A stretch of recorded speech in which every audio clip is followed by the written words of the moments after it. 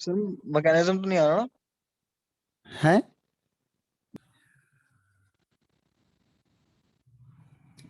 देखो, stereo chemistry का मतलब क्या होता है? स्टीरियो मतलब होता है स्पेस में। स्टीरियो केमिस्ट्री यानी कि स्पेस में क्या चेंज हो रहा है, change in the arrangement of atom in space, उसे कहते हैं स्टीरियो। बाकी सब कुछ सेम होगा, लेकिन जो अरेंजमेंट होगा एटम का वो स्पेस में अलग हो जाएगा। Change in the arrangement of atom in space, उसे कहेंगे स्टीरियो केमिस्ट्री। ठीक है, स्टीरियो केमिस्ट्री। अब इसमें होगा क्या, देखो, इसमें आपके पास है ऑप्टिकल एक्टिविटी। ऑप्टिकल एक्टिविटी, और एक ज्योमेट्रिकल है और एक ऑप्टिकल है। तो यहाँ पे आपके पास है ऑप्टिकल। Optical isomerism. तो ऑप्टिकल का मतलब होता है कि compound having same, compound having same molecular formula. उनका मॉलिक्यूलर फॉर्मूला भी सेम होगा, फिजिकल केमिकल प्रॉपर्टीज भी सेम हो जाएगी, लेकिन जो बिहेवियर होगा उसका, behaviour towards light, behaviour towards light वो डिफरेंट हो जाएगा। इस उससे कहते हैं ऑप्टिकल आइसोमेरिज्म, कि सब कुछ सेम है, molecular formula, physical properties, chemical, but behaviour towards light उससे वो डिफरेंट है।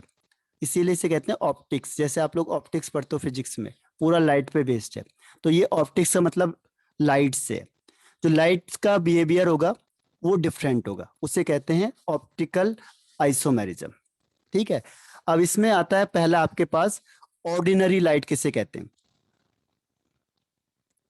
ऑर्डिनरी लाइट होता है कि जैसे सनलाइट है तो which vibrate in all direction, ये ऑल डायरेक्शन में वाइब्रेट करता रहेगा, तो इसे कहते हैं ऑर्डिनरी लाइट। फिर एक और वर्ड आता है आपके पास, plane polarise light. Plane polarise light.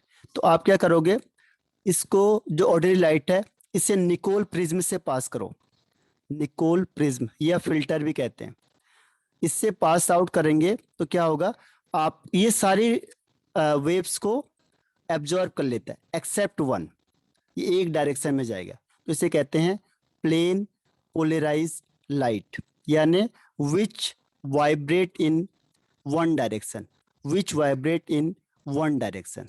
ये ऑल डायरेक्शन में वाइब्रेट करता है ऑर्डिनरी लाइट, लेकिन जो प्लेन पोलराइज लाइट है वो केवल एक डायरेक्शन में ही वाइब्रेट करेगा। तो which vibrate in one direction is called plane polarise light, इसे शॉर्ट में कहते हैं पीपीएल।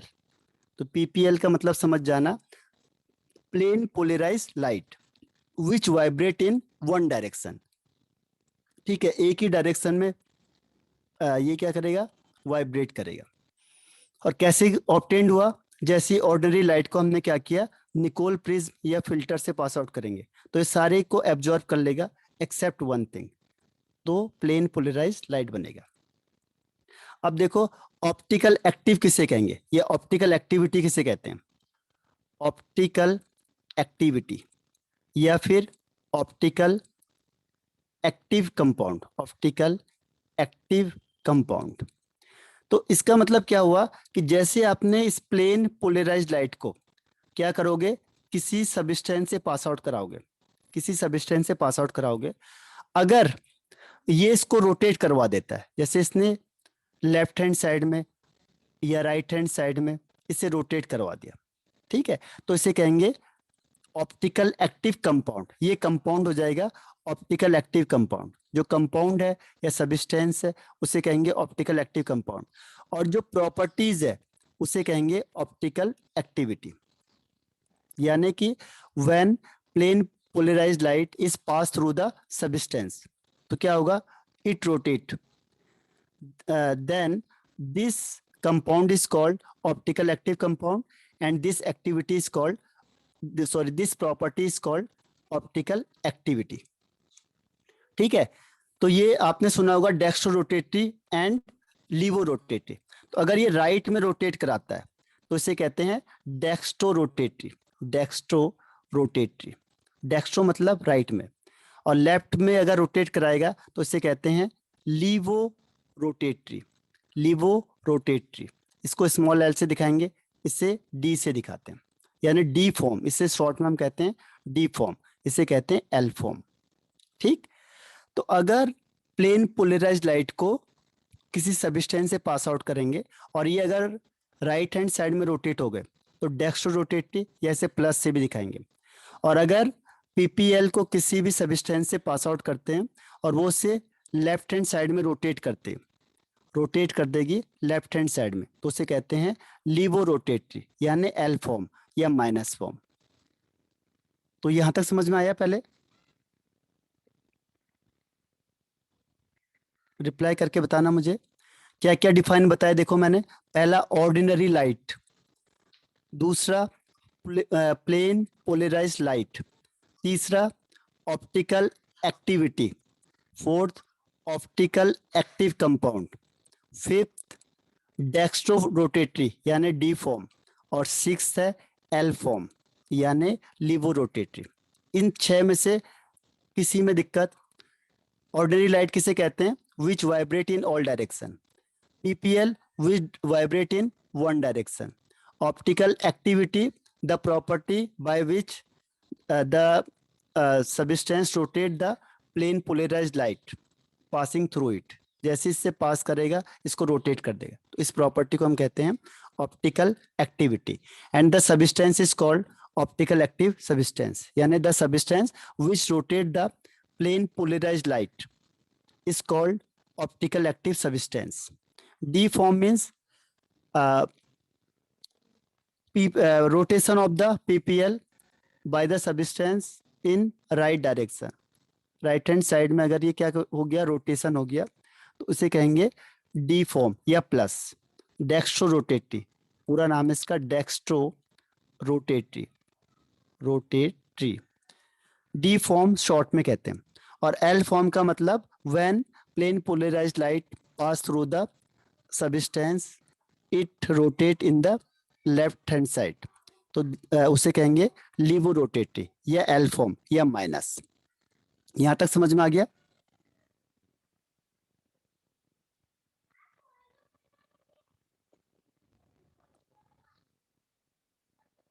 ओके, कोई डाउट तो नहीं है किसी को?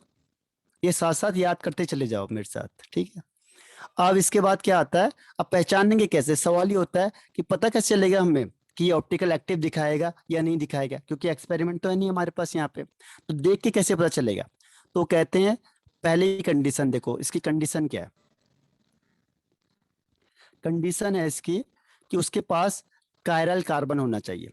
कायरल कार्बन, कायरल कार्बन का मतलब होता है कि जो carbon which attach to a different group, जैसे यहाँ Cl लग गया, यहाँ CH3, यहाँ C2H5 और यहाँ लग गया NH2 या कुछ और ग्रुप लगा दो यहाँ पे, ठीक है, C3H7 कर दिया। तो जब ये कार्बन है जो इसके चारों तरफ डिफरेंट ग्रुप लगे होंगे तो उसे कहते हैं chiral carbon. The carbon which is attach to 4 different group is called chiral carbon. अगर कायरल कार्बन है तो इसका मतलब क्या हुआ कि वो ऑप्टिकल एक्टिव होगा, ऑप्टिकल एक्टिव होगा। कैसे पता चला? कायरल कार्बन, ठीक, कायरल कार्बन पता कैसे चलेगा? जो 4 डिफरेंट ग्रुप से अटैच होगा, तो that is called chiral carbon या asymmetrical carbon. Asymmetrical carbon, asymmetrical carbon क्या हुआ? The carbon which is attach to 4 different group, जैसे मैंने लिखा 1 2 3 4 5 6। अब मैंने बोला बताओ ये आपको दिख रहा है कि ये कायरल है, ठीक है, अब इसमें बताओ ये आपको लग रहा है कि ये कायरल है? ये इसे कहते हैं स्टीरियोजेनिक सेंटर, स्टीरियोजेनिक सेंटर। तो इसमें से लग रहा है किसी को कि ऑप्टिकल एक्टिव है या नहीं है? तो चेक करेंगे। देखो तो हम क्या करते हैं, जहां पे Cl है वहीं से चेक करना है, यहाँ पे चेक करो बस। ये Cl देखो, ए ग्रुप हो गया डिफरेंट, दूसरा एक C हो गया, दूसरा अलग हो गया, तीसरा ये हाइड्रोजन लगा है, तीसरा अलग हो गया, चौथा ये ग्रुप लग गया, तो चारों अलग अलग ग्रुप लगे हुए, यानी ये कैसा हो गया? ऑप्टिकल एक्टिव हो गया, ऑप्टिकल एक्टिव। तो देख के हम पता लगा लेंगे कि ऑप्टिकल एक्टिव है। कैसे? उसके पास कायरल कार्बन होना चाहिए, अगर कायरल कार्बन है तो वो ऑप्टिकल एक्टिव हो जाएगा, ठीक है। या एसिमेट्रिक कार्बन, या स्टीरोजेनिक सेंटर भी कहते हैं, इस सेंटर को कहेंगे स्टीरोजेनिक सेंटर, ठीक है। आ रहा है समझ में कि नहीं आ रहा है? देख के हमें पता कैसे चलेगा कि ये ऑप्टिकल एक्टिव होगा या इनएक्टिव होगा? तो उसके लिए हमने क्या किया, ये वाला मेथड यूज किया, ठीक। अब ये अप्लाई कहाँ पे होता है? देखो, ये अप्लाई होता है कि जब आप कार्बोकैटायन बनाते हो, देखो ये 1 2 3, ठीक है। अब जब मैंने यहाँ पे Cl ऐड किया SN1 रिएक्शन में, तो हम कहते हैं इसमें दोनों पॉसिबिलिटी है, बैक हैंड साइड भी और फ्रंट साइड से भी। अगर ये फ्रंट से जाएगा तो Cl यहाँ आ जाएगा, ठीक है, तो इसे कहेंगे डी फॉर्म। और जब ये बैक्स में आ जाएगा, तो बैक में आ जाएगा तो इसका अपोजिट हो गया कॉन्फ़िगरेशन, इसे कहते हैं एल फॉर्म। इसीलिए यहाँ पे हमने बताया इसको डी एंड एल फॉर्म। तो जो डी और एल फॉर्म होता है, अगर आप इन दोनों को मिक्स कर दो तो इसे कहते हैं racemic mixture. Racemic mixture, equimolar amount of D and L form, इसको मिक्स कर दिया, mixing of the equimolar amount of D form and L form is called racemic mixture.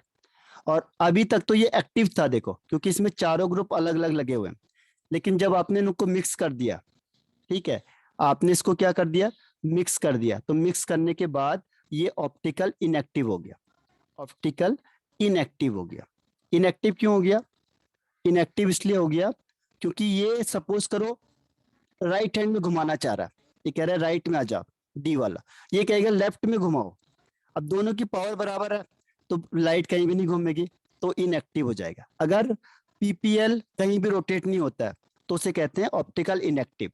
Inactive, inactive मतलब जो पीपीएल है, प्लेन पोलराइज्ड लाइट, अगर वो कहीं भी रोटेट नहीं होती है तो उसे कहते हैं ऑप्टिकल इनएक्टिव या इनएक्टिविटी, ठीक है।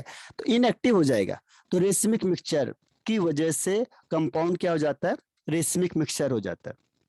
और ये हम क्यों पढ़ रहे हैं? क्योंकि यहाँ पे हमने आपको रिएक्शन बताई थी कि SN1 में क्या होता है, इसे कहते हैं रिटेंशन। तो जब रिटेंशन भी बन रहा है और दूसरा इन्वर्जन, ठीक है, रिटेंशन भी और इन्वर्जन दोनों बनेगा, ठीक है, रिटेंशन भी बन रहा है और इन्वर्जन भी बन रहा है, तो दोनों का इक्वल अमाउंट है। एक को हमने डी फॉर्म बोल दिया, एक को हमने एल फॉर्म बोल दिया। तो अगर हम दोनों को मिक्सअप करते हैं तो इस मिक्सचर को हम कहते हैं रेसमिक मिक्सचर, और जो ऑप्टिकली इनएक्टिव होता है। रेसमिक मिक्सचर की डिफाइन क्या होगी? देखो, मिक्सिंग ऑफ, किसको मिक्स कर दिया, डी फॉर्म को और एल फॉर्म को, इक्विमोलर में ध्यान रखना, क्योंकि अगर डी फॉर्म ज्यादा है, ये 70%, ये 30% है, तब तो राइट हैंड साइड ही घुमाएगा, क्योंकि डी वाले ज्यादा हो गए, एल वाले कम है। और अगर आपने उल्टा कर दिया, एल वाले 80% और डी वाला 20%, तब तो एल की तरफ ही घूमेगा। इसीलिए दोनों की अमाउंट बराबर होनी चाहिए, तभी कहीं नहीं घूमेगा, ठीक है। तो इक्विमोलर अमाउंट होना चाहिए, दोनों का मोल क्या होने चाहिए, सेम होने चाहिए।